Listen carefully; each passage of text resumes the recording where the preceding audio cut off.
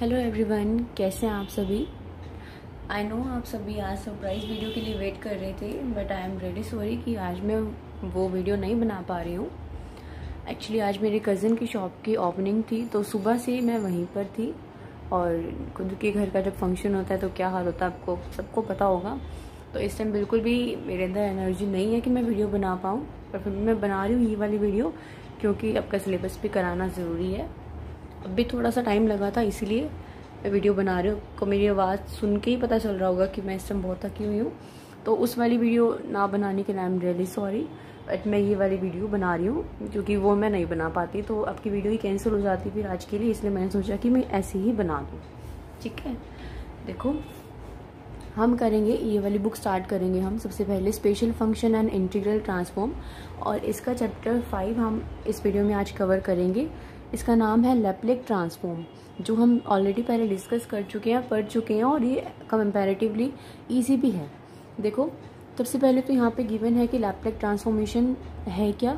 अगर कोई फंक्शन है f, कोई फंक्शन है t में और वो डिफाइंड है सभी वैल्यूज पे t पे, तो लैप्लेक ट्रांसफॉर्म क्या हो जाएगा।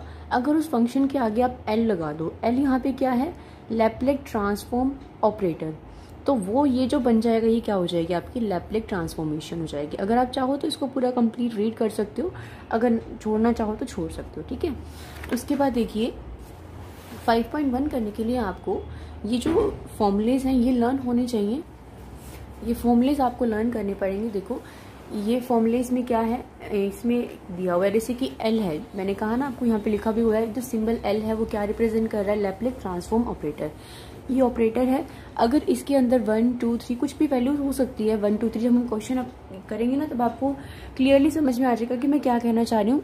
अगर कोई भी लैप्लेक ऑपरेटर के अंदर ऐसे 1 2 3 यानी कोई भी नंबर है तो उसका सोल्यूशन क्या हो जाएगा, 1/s हो जाएगा, और s यहाँ पे क्या होना चाहिए, 0 से बड़ा होना चाहिए। ठीक है, इसी तरह से अगर लैप्लेक ऑपरेटर के अंदर t की पावर n है और n कोई, देखो ये दो फॉर्मूलेज हैं यहाँ पे, लैप्लेक ऑपरेटर है बाहर, t की पावर n है, अगर t की पावर n जो n है यहाँ पे वो 0 1 2 3 4 5 6 कुछ भी है तो आपको ये फॉर्मूला अप्लाई करना है, और अगर इनके अलावा कोई वैल्यूज है, दूसरी कोई वैल्यूज है तो आपको ये वाला फॉर्मूला अप्लाई करना है। ठीक है, अगर e की पावर at है तो ये फॉर्मूला अप्लाई करना है 1/s - a। यहाँ पे कंडीशन क्या है कि जो s है वो a से बड़ा होना चाहिए, क्योंकि अगर s a से बड़ा है, अगर s 5 है, सपोज करो कि a 2 है तो 5 - 2 3 हो जाएगा। अगर आपकी वैल्यू छोटी हो जाएगी तो ये टर्म नेगेटिव बन जाएगी, इसीलिए कंडीशन है कि s जो है वो a से बड़ा होना चाहिए। ठीक है, ये फॉर्मूले हैं। उसके बाद ये 4 फॉर्मूले हैं, इनको आप कैसे रन कर सकते हो। देखो sine at, cos at, sine hyperbolic और कॉस हाइपरबोलिक, के 4 फॉर्मूले हैं। अगर सिर्फ साइन और कॉस की टर्म है, हाइपरबोलिक नहीं है, तो आपको क्या याद रखना है कि नीचे जो डिनोमिनेटर में है वो क्या आएगा, प्लस आएगा। ठीक है, और अगर हाइपरबोलिक है तो डिनोमिनेटर में माइनस आएगा। ऐसे लर्न कर सकते हैं आप। और दूसरे एक चीज और लर्न कर सकते हैं कि साइन वाली टर्म में ऊपर a आ रहा है और कॉस वाली टर्म में ऊपर s आ रहा है, तो साइन at का फॉर्मूला क्या बन जाएगा, a बन जाएगा, और नीचे क्या आएगा, बिकॉज ये हाइपरबोलिक नहीं है तो नीचे प्लस आएगा, और प्लस में क्या टर्म्स आएंगी, s² + a²। कंडीशन यहाँ पे ये है कि s की वैल्यू 0 से ग्रेटर होनी चाहिए। ठीक है, कॉस at का फॉर्मूला बन जाएगा, कॉस है इसकी वजह से s आया है, बट ये दोनों हाइपरबोलिक नहीं है तो इस वजह से प्लस आया, s² + a²। ये दोनों हाइपरबोलिक है तो दोनों में डिनोमिनेटर में माइनस आएगा, साइन है तो a आ गया और कॉस है तो s आ गया। तो ये फॉर्मूलेज कुछ 7 फॉर्मूलेज है, ये आपको लर्न होने चाहिए। ठीक है, और उसके बाद आती है एक प्रॉपर्टी। ये 7 फॉर्मूलेज और एक प्रॉपर्टी, अगर आपको ये समझ में आगे लर्न होगी तो आपके 5.1 होगी। ठीक है, और इनका आगे क्या दिया हुआ है, डिडक्शन दिया हुआ है कि ये फॉर्मूले कैसे आए, अगर आप चाहें तो इसे पढ़ सकते हैं। ठीक है, देखिए देखो एक लीनियर प्रॉपर्टी है सिर्फ और कुछ भी नहीं है। वो लीनियर प्रॉपर्टी क्या है कि बाहर अगर L है, लैप्लेक ट्रांसफॉर्म ऑपरेटर है, और अंदर ऐसे है A कोई भी कांस्टेंट है, फंक्शन है t का, b कोई कांस्टेंट है, फंक्शन है g उसमें t का, ऐसे c कोई आपका फंक्शन है और ये है t का। ठीक है, ये कांस्टेंट है abc, और ये जो f g h है ये तीनों ही क्या है, फंक्शन है d की। अगर इस तरह से है तो ये ओपन कैसे होगा, जो कांस्टेंट टर्म है वो तो बाहर आ जाएंगी, a बाहर आ जाएगा, लैप्लेक ऑपरेटर है जो L है वो किसके साथ अप्लाई हो जाएगा, इसके साथ अप्लाई हो जाएगा। ठीक है, देखो ये a बाहर आ गया, यहाँ पे लैप्लेक ऑपरेटर अंदर चला गया, L of ft plus B बाहर है, कांस्टेंट है, एल इसके साथ अंदर आ गया। ऐसे ही सी बाहर आ जाएगा और एल इसके साथ अंदर आ जाएगा। ठीक है, तो ये अगर ऐसे क्वेश्चंस आएंगे, क्वेश्चन सभी ऐसे होंगे और उसको सॉल्व कैसे करना है, ऐसे करना है। तो ये प्रॉपर्टी आपको पता होनी चाहिए। बिल्कुल छोटा सा इसका आपको बता रखा है कि कैसी आई, आप चाहो तो इसको पढ़ सकते हो।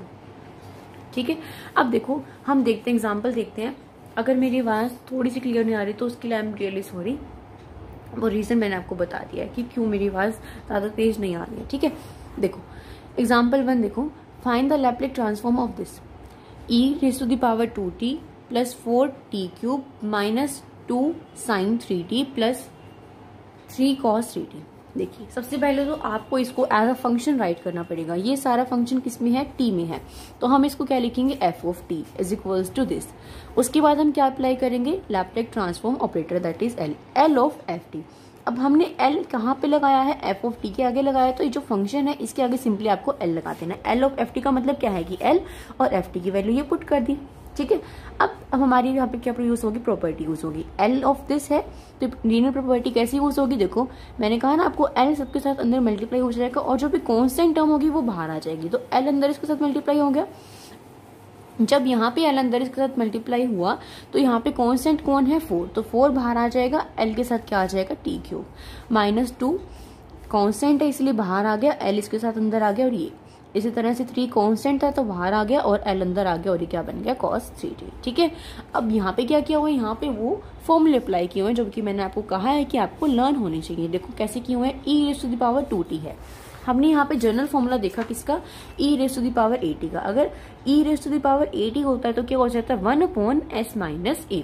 ए का काम यहाँ पे कौन करता है, जो टी का कोफिशिएंट होता है। ठीक है, यहाँ पे देखो e⁻²t है तो 1/s माइनस a, एक काम कौन कर रहा है, 2, तो इस वजह से ये ऐसे आ गया। ठीक है, 4 एज इट इज है, 4 को ऐसे लिखा।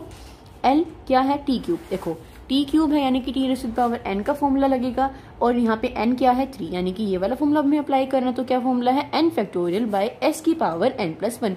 जब आप 5-6 बार इन क्वेश्चंस को सॉल्व करोगे ना तो आपको ये अपने ये जो फॉर्मूले हैं वो अपने आप ही लर्न हो जाएंगे।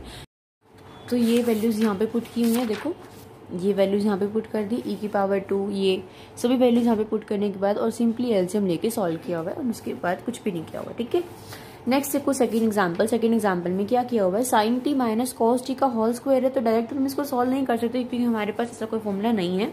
तो इसको सिंप्लीफाई करने के लिए हमने क्या किया, a माइनस बी का होल स्क्वायर, पहले इसको ओपन किया, a² plus b² minus 2ab। ठीक है, तो sine square T plus cos square T क्या होता है, 1, तो इसको 1 लिख दिया, minus 2 sin t cos t क्या होता है, sin 2t। ये ऑपरेटर अप्लाई कर दिया दोनों तरफ। L ऑफ 1 का सिंपली फॉर्मूला मैंने आपको बताया था कि L के अंदर 1 है तो यहाँ 1/s आ गया, अगर L के अंदर 2 होता तो 2/s आ जाता। ठीक है, ये हो गया।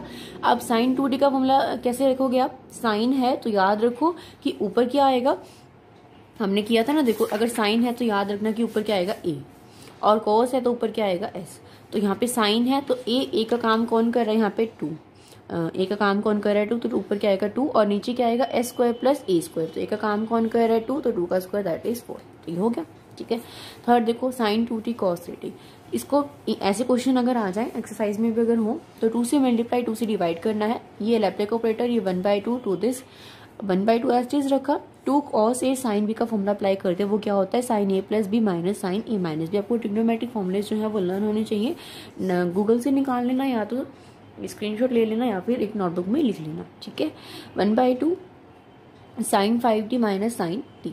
लैप्लेस ऑपरेटर दोनों अंदर अप्लाई कर दिया दोनों तरफ, 1/2 को बाहर ही रखा, इस पे अप्लाई किया तो sin 5t, वही a का काम कौन कर रहा है 5, a/s² प्लस 5 का square that is 25 sin t, but a का काम कौन कर रहा है 1/s² प्लस 1 का स्क्वायर 1। ठीक है, वही जैसे फॉर्मूला वही लगेगा, बस आपको ध्यान रखना है कि आप जब सॉल्व करो तो आपकी इसमें कोई मिस्टेक ना हो।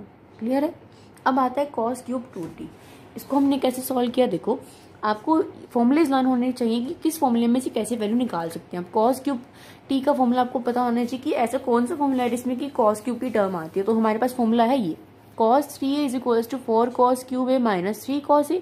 अब यहाँ से अगर मैं cos³ a की वैल्यू निकालूंगी तो वो क्या निकलेगी, देखो cos 3a plus 3 cos a, यहाँ जाके प्लस का हो जाएगा ना, और इधर क्या आएगा 4 cos³ a। अब मुझे तो इसकी वैल्यू चाहिए तो 4 क्या आ जाएगा, डिवाइड में आ जाएगा 1/4 cos 3a plus 3 cos a, ऐसे हो जाएगा ना। अब यहाँ पे तो a है बट हमारे पास क्वेश्चन में क्या है 2t, तो जहां जहां a है वहां वहां क्या पुट कर देंगे 2t। 1/4 cos of 3 into 2t, तो क्या बन जाएगा 60 प्लस 3 इंटू कॉस 2t। तो ये क्या बन गया 1/4 cos of 60 plus 3 of cos 2t। Clear है ना। तो 1/4 ये L अंदर अप्लाई कर दिया हमने और ये L अंदर यहाँ पे अप्लाई कर दिया। 3 कांस्टेंट है तो 3 को हमने बाहर ही रखा। यहाँ पे भी वो जो प्रॉपर्टी थी वो अप्लाई कर दी, यहाँ पे भी जो प्रॉपर्टी थी वो अप्लाई कर दी। उसके बाद सिंपली एलसीएम लेके सॉल्व कर दिया, दैट्स इट। ठीक है, अब देखो ये है, इसमें मल्टीप्लाइड एंड डिवाइड बाई 2 करोगे तो 2 साइन ने कॉस बी का फॉर्मूला अप्लाई कर दिया, उसके बाद लैप्लास ऑपरेटर अप्लाई कर दिया, उसके बाद सॉल्व कर दिया। ठीक है, यहाँ पे भी क्या किया, पहले एल लिखा, उसके बाद ये था साइन ए प्लस बी, तो साइन ए प्लस बी का फॉर्मूला क्या होता है साइन ए कॉस बी प्लस कोस ए साइन बी। इसको बाहर रखा, अंदर ऑपरेटर लगा दिया, इसको बाहर रखा, अंदर ऑपरेटर लगा दिया। एल ऑपरेटर इस पे था तो इसकी वैल्यू रख दी, इस पे था तो इसकी वैल्यू रख दी।